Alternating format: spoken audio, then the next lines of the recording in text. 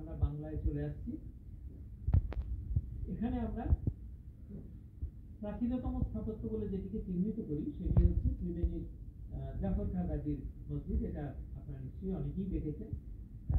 এটিকে 1298 তারিখ বলা হয়, কিন্তু তারিখটি আসলে একটি মাদ্রাসা তৈরির একটি ইনস্ক্রিপশন, যেটি মসজিদের ভেতরে 5টি ইনস্ক্রিপশন রাখা আছে।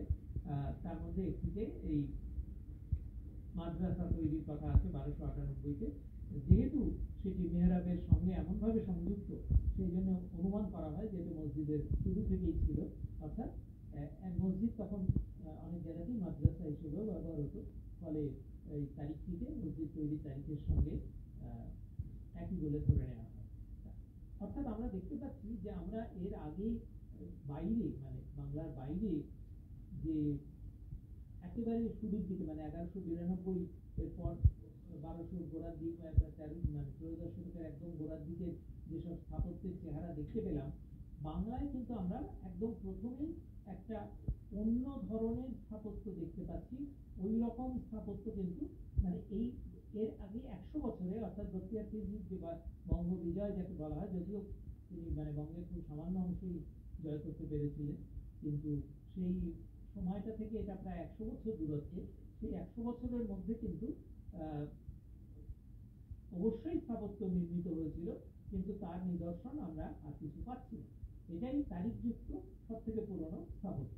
এবং এখানে এসে আমরা দেখছি যে একটা মোটামুটি স্থাপত্য রীতি, কিন্তু একটা শৈলী, সেটা ততদিনে মানে তৈরি হয়ে গেছে, সেটাকে অনুসরণ করা হচ্ছে, এবং তারপরে আমরা তারই নানা রকম রূপভেদ দেখব।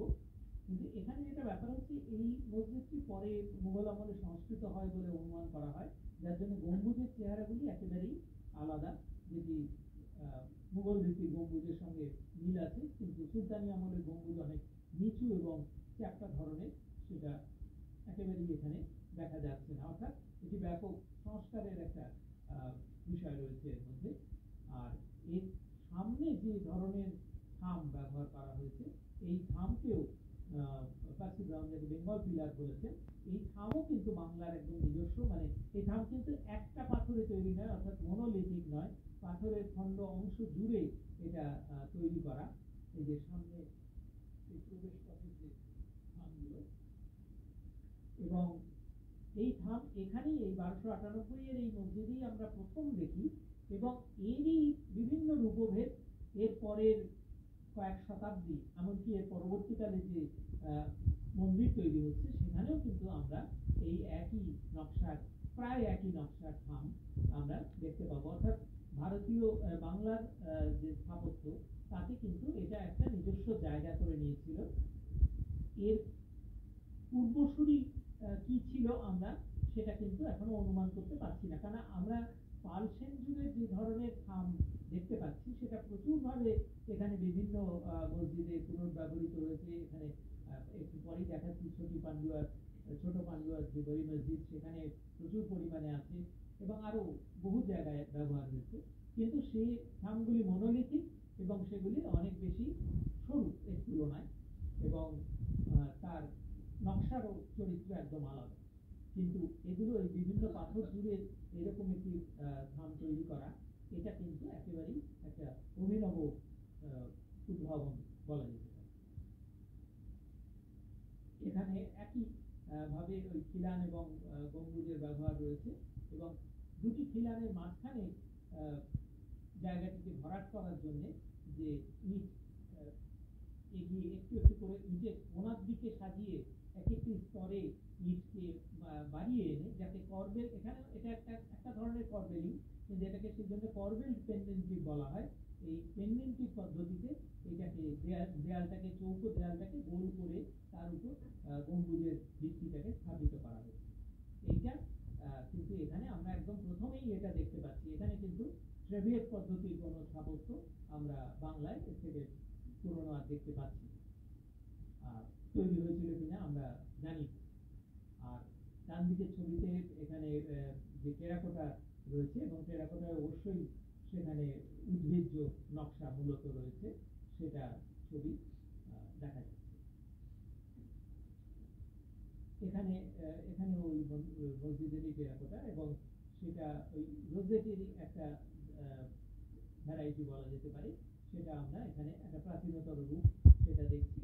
এবং এর কোনো কর্নার টাওয়ার বা কোণে কোনো আলাদা টাওয়ার নেই, যেটা আমরা পরবর্তীকালে সুলতানি আমলের মসজিদে দেখব।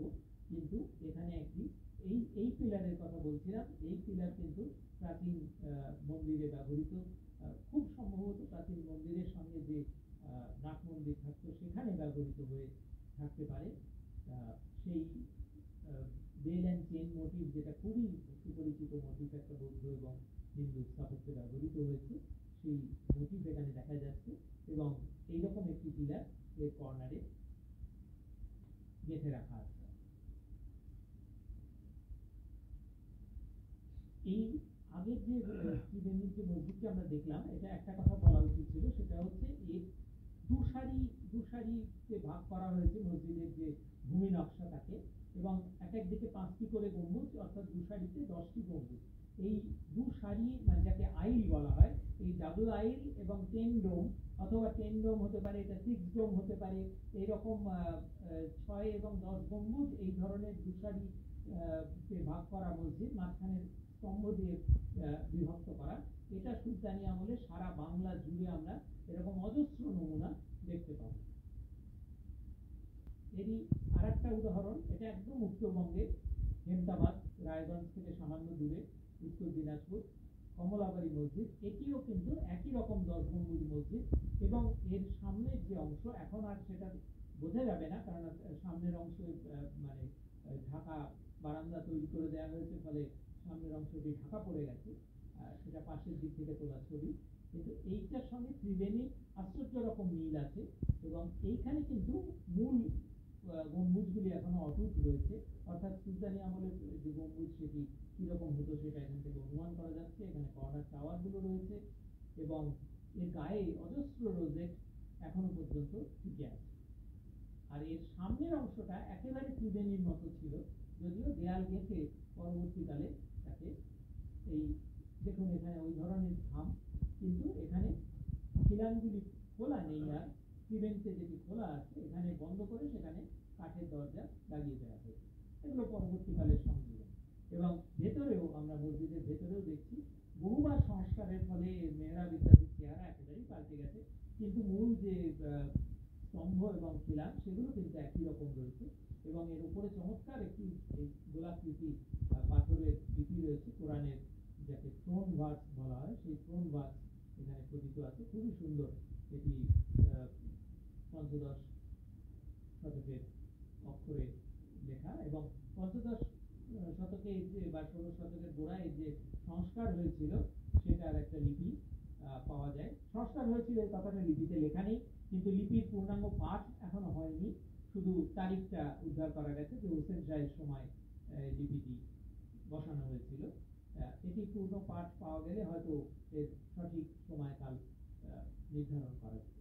কিন্তু এই মসজিদটি খুবই মানে কম, এটা ডেভিড ম্যাককারসন দেখেছিলেন, এবং এটি খুব কম লোক যায় আর কি, দেখা খুব কম লোকেরই দেখা।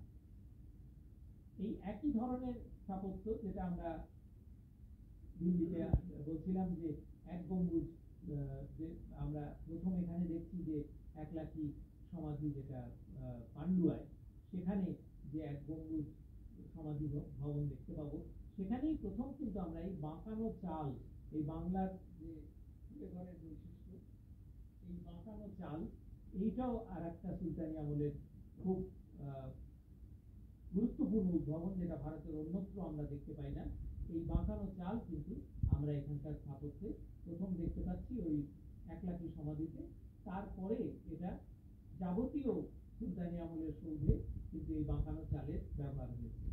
এই সমাধিটি এটি বীরভূমে শিয়ান বলে একটি জায়গায়, শিয়ান বোলপুর থেকে খুবই কাছে, মখদুম শাহের দরগা। এই দরগার যে প্রবেশ পথ, সেই প্রবেশ পথের দুদিকে দুটি শিলালিপি রচিত আছে।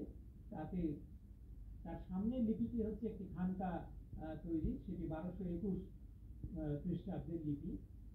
সেটা হচ্ছে বাংলার প্রাচীনতম ইসলামী অনুলিপি, এবং তার পেছনে পালরাজ 9 পালের একটি লিপি রয়েছে, সেটা তারিখবিহীন, কিন্তু দীনেশ চন্দ্র সরকার সেটি পাঠোদ্ধার করেন এবং শিয়ানগ্রামের শিলালেখ বলে বাংলায় এবং পরে ইংরেজিতে ইত্যাদিতে সেটার দীর্ঘ বিবরণ তিনি দিয়েছেন। সবটা পড়া যাচ্ছে না, কারণ দুটো টুকরোয় ভাগ হয়ে যাওয়ার ফলে সেটা কিছুটা অংশ নষ্টও হয়ে গেছে, কিন্তু যতটুকু পড়া যাচ্ছে সেই হিসেবে সেটি পাল যুগের লিপি হিসেবেও অত্যন্ত গুরুত্বপূর্ণ এবং উল্টো দিকে যে খানকা তৈরির যে স্থাপন করার যে লিপি হিসেবে আছে সেটিও এখানকার প্রাচীনতম লিপি হিসেবে খুবই গুরুত্বপূর্ণ।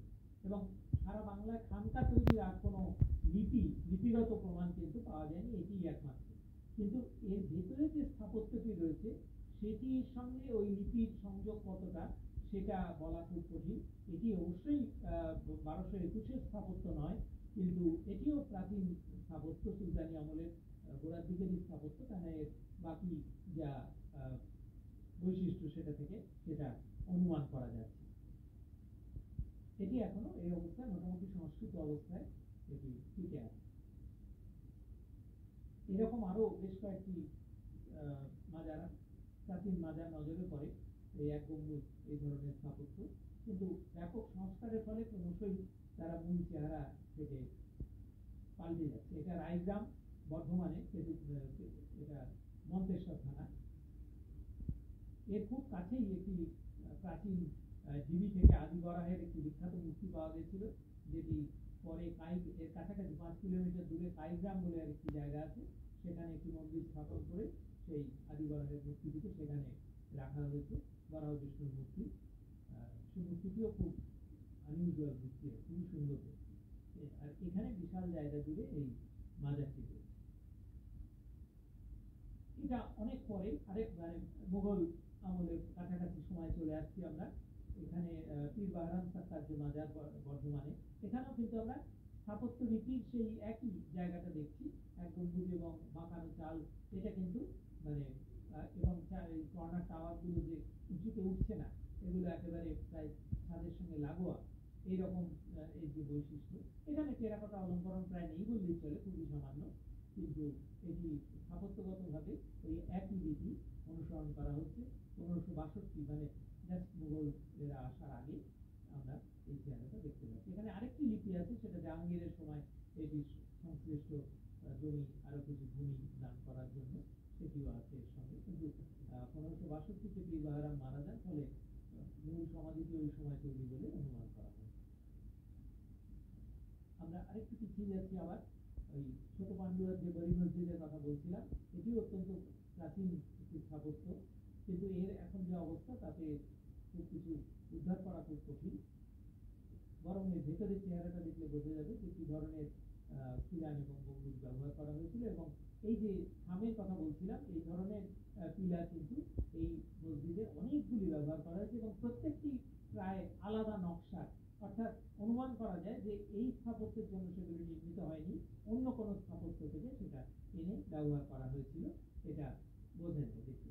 কিন্তু এটা বেশিরভাগ অংশই ভেঙে গেছে, ফলে যদিও এটিতে খুব সুন্দর একটি মেহরাব এবং মেম্বার আছে পাথরের তৈরি, যেরকম মেম্বার আমরা পরে আদিনা মসজিদেও দেখতে পাচ্ছি।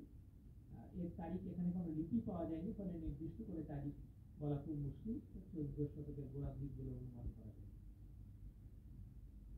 এরপরে আদিনায় আসছি আমরা 1375-76, মানে এইটা হচ্ছে আমাদের সব থেকে উল্লেখযোগ্য এবং সব থেকে গুরুত্বপূর্ণ এবং আকার, আয়তন এবং তার যে অলঙ্করণ সব দিক থেকে এটি সব থেকে গুরুত্বপূর্ণ মসজিদ, মালদার আদিনা মসজিদ। আপনারা অনেকেই দেখেছেন, এখন তো এটাই বন্ধ করে রেখেছে, ফলে এখন দেখা সম্ভব না। এটি হচ্ছে সেন্ট্রাল নেভ, যেখানে মূল মেহরাব এবং তার পাশে যে মেম্বার সেটি আছে, এবং তাতে যা নকশা ব্যবহার করা হয়েছে আমি আর পুনরাবৃত্তি করছি না, আপনারা বুঝতেই পারছেন যে সেটা কিন্তু ওই একই রীতিতে সেই নকশার ব্যবহার এখানে হচ্ছে। এবং কিভাবে খিলান থেকে গম্বুজ তৈরি হচ্ছিল, এখানে যেহেতু গম্বুজটি নেই সেটা এখানে খুব স্পষ্টভাবে বোঝা যাচ্ছে। এবং এই যে পেন্ডেন্টিভের যে চেহারা, মানে এখানে কিন্তু মাঝে কোনো স্তর নেই, মানে ইটগুলি পরপর কোনাতে করে বার করে আনা হয়েছে এবং করে এই চৌকো দেয়ালকে গোল যে ভিতটা তৈরি করে দেওয়া হয়েছে, এর ওপরে ইট গেঁথে গম্বুজটা তৈরি হয়েছে। চেহারাটি এখান থেকে খুব পরিষ্কার বোঝা যাচ্ছে। আর এটি হচ্ছে কিবলা ওয়ালের পিছন দিকের দৃশ্য। একটু খেয়াল করলে দেখবেন তলার দিকটা পাথর দিয়ে তৈরি এবং তার উপরটা ইটের অংশ। এই ইটের অংশে টেরাকোটার অলঙ্করণ এখনো পর্যন্ত অনেক রয়েছে। পাথরের যে অলঙ্করণ রয়েছে সেটা বলছি আগে, সেটা হচ্ছে এখানে 2-3 রকম থামের ব্যবহার দেখছি, সবগুলোই কিন্তু কোনোটাই মনোলিথিক নয়। আপনারা খেয়াল করলেই দেখবেন পাথরগুলো কিন্তু সব টুকরো টুকরো পাথর জুড়ে, এবং অনেক ক্ষেত্রেই এই ধরনের যে থাম, সামনের যে থামটা দেখা যাচ্ছে এর ভেতরে ওই রাবল ম্যাসিনারি ইটের টুকরো ব্যবহার করে তার বাইরে এই ধরনের পাথরের আবরণ দিয়ে এই থামগুলো তৈরি করা হতো, এবং যার ফলে ভূমিকম্পে এর অধিকাংশই ভেঙে পড়ে গেছে। মানে বাকি ক্লাস্টারগুলোর কোনোটারই থাম আর নেই, গম্বুজ আর নেই, শুধু একমাত্র এখানে অতিরিক্ত থামের উপরে অনেক মোটা এই যে থামগুলো যেগুলো আমরা ত্রিবেণীতে সামনে দেখছিলাম, সেই একই ধরনের থাম এখানেও কিন্তু ওই মাকসুরা বা লেডিস গ্যালারি বা রয়্যাল গ্যালারি যাই বলুন, সেই মাকসুরার নিচে ব্যবহার করা হয়েছে। ফলে সেইটার জোরে এই এর উপরের খিলানগুলো অনেকগুলো দাঁড়িয়ে আছে, এবং এখানেও কিন্তু আমরা ওই পিলার দেখতে পাচ্ছি। আর এই যে মোটিভটি যেখানে বেল অ্যান্ড চেন থাকতে মানে ঘন্টা থাকতে পারতো, সেখানে তার বদলে প্রদীপ এখানে ব্যবহার করা হয়েছে। এবং এই নকশা যে আলাদা করে খোদাই করা হয়েছে এই এই কাজের জন্য, সেটা এখান থেকে নকশার চেহারা দেখেই কিন্তু বোঝা যাচ্ছে। এবং এর যে মেহরাব, পাথরের মেহরাবগুলি, তার মধ্যে একটি